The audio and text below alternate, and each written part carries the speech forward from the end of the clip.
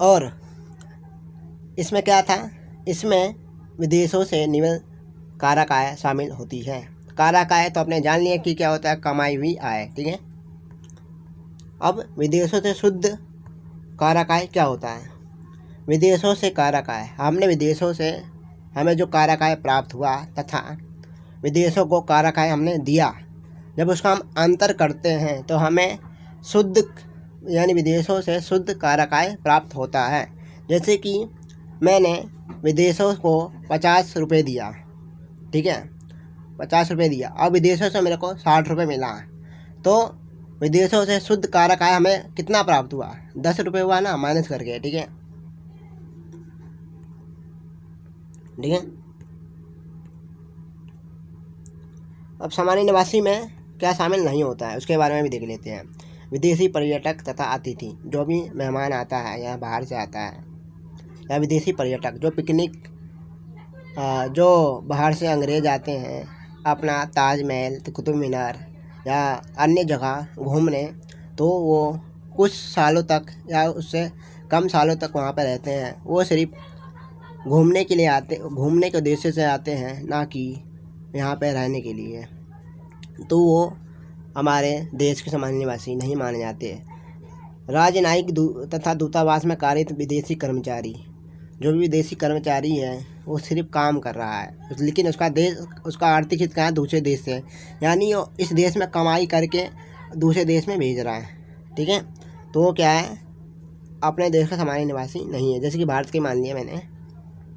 और अंतर्राष्ट्रीय संस्थाओं में कार्यरत विदेशी कर्मचारी, अंतर्राष्ट्रीय संस्था जैसे कि UN हो गया, WHO हो गया, इनमें जो कर्मचारी है काम कर रहे हैं, तो वो उस देश के सामान्य निवासी माने जाते हैं, अपने देश के सामान्य निवासी नहीं माने जाते हैं, ठीक है। अब जैसे कारक आय बता दिया क्या होता है, कमाई हुई आय, ठीक है। ये किस किस रूप में मिलती है, जैसे कि आपने पहले उत्पादन के कारक के बारे में जाना होगा। क्या होता है, पहला होता है पूंजी, दूसरा होता है उद्यम, तीसरा होता है भूमि, चौथा होता है श्रम। तो पूंजी के बदले में हमें क्या कारक आय मिलता है, ब्याज। उद्यमता के बदले में हमें कारक आय मिलता है, लाभ। भूमि के बदले में हमें क्या मिलता है, किराया। और श्रम के बदले में क्या मिलता है, वेतन। यानी कोई श्रमिक काम कर रहा है तो वेतन मिलेगा, मजदूरी मिलेगी, तो वो क्या है, कारक आय, ठीक है। अब घरेलू आय क्या होती है, क्योंकि राष्ट्रीय आय हमारा घरेलू आय तथा विदेशों से शुद्ध कारक आय को जब हम ऐड कर देते हैं तब हमारा राष्ट्रीय आय निकलता है, ठीक है। तो हम बात कर लेते हैं घरेलू आय होता क्या है। एक देश की आर्थिक सीमा में उत्पादित सभी अंतिम वस्तुओं सेवाओं के निम्न मूल्य के योग को घरेलू आय कहते हैं, ठीक है। यानी जिसकी भारत है, भारत के सीमा के अंदर जितने भी वस्तु बनी, अंतिम वस्तु है, ठीक है, उनका हम योग कर देते हैं तो हमारा क्या निकलता है, घरेलू आय, ठीक है। इसे भी कारक लागत पर मापा जाता है, ठीक है। कारक लागत पर जितनी वस्तु बनी, हम उसमें GST कुछ ऐड नहीं करते हैं।